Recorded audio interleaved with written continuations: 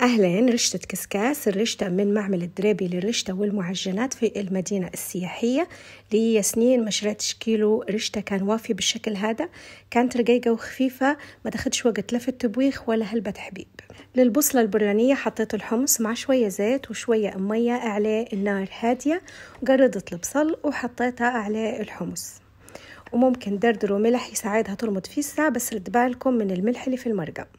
غسلت اللحم ونظفته، قسمت على معجنتين، حطيت للدباير ملح والفلفل والبزار وشوية من البصل والزيت والمعجون الطماطم. بالكيلو نفتحه ونفككه من بعضه قبل ما نحطه يبوخ. هذا كيلو واحد. في المقفول حطيت مية مش لفوق، لما تغلي واللحم تشرب نحطها فيها حترتفع كميتها. وباش ما يلطمش الكسكاس من المرقة ندهن الكسكاس بالزيت ونحط فيه الرشتة، نبعدها على الجناب. لما تغلي المرقة نحط الكسكاس ونحط فيه الرشتة، تتبوخ التبويخة الأولى. لأنها هالبرقيقة 10 دقايق كانوا كافيين. نزلتها خبطت عليها شوية باش نقدر بس نفككها من بعض، لأنها هلبة سخونة، ونفككها على طول باش ما تعجنش ونغطيها. لما رمضت البصلة رشت لها قرفة، واللحم كان غلي مشوار وطلع قوته. ناخد كم غرفة من المرقة نحطها على البصلة. بعد ما بوخت كيلوات الرشتة بالترتيب، التبويخ الأولى نبوخهم التبويخة الثانية، لو في أي طروف معجنة نتخلص منها. حاولوا تكون محطوطة في الكسكاس بشكل هيك هرمي بزوز فرقيتات، قيموها لفوق وتبعدوها على الجناب باش يجيها الباخ من حواليها.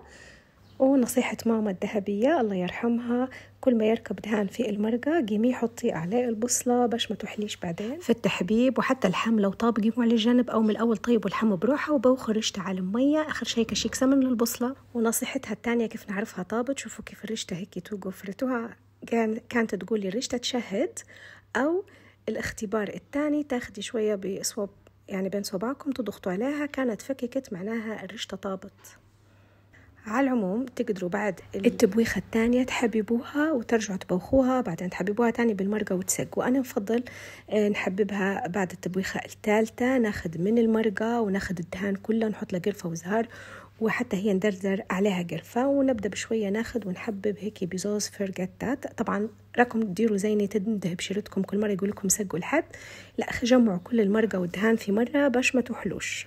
طبعا أنا بوخت 3 كيلو رشتة، في بالي رشتة متاعتي من 100 جرام، فلو كيلو رشتة وافي هذه المقادير تكفيكم لزوز كيلو.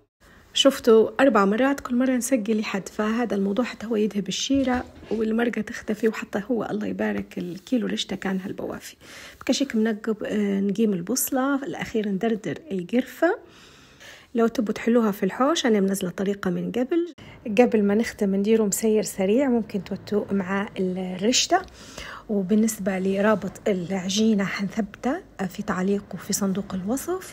للأسف كان تصوير المسير هلبة سريع، فحيكون يخض مع بعضها. أنا حاولت نبطئه ما قدرتش، يعني قاعد سريع أو مش ثابت.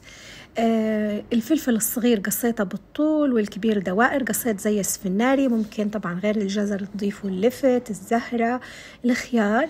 كل فازو نحط له كشيك ملح وسن تومة واحد، ونرص الخضرة كويس مع شرائح الليمون، ونحط شوية من ملح الليم، شوية عصير ليمون، نحط من فوق ديما شريحة الليمونة، ونكون مغلية المية في الكتل. نعبي الفازوات ونسكرهم على طول، مرات في طنجرة سنستيل نديرة، يعني بعد ما نحط الغداء على النار نديره المسير ويطيب هو والغداء مع بعضهم.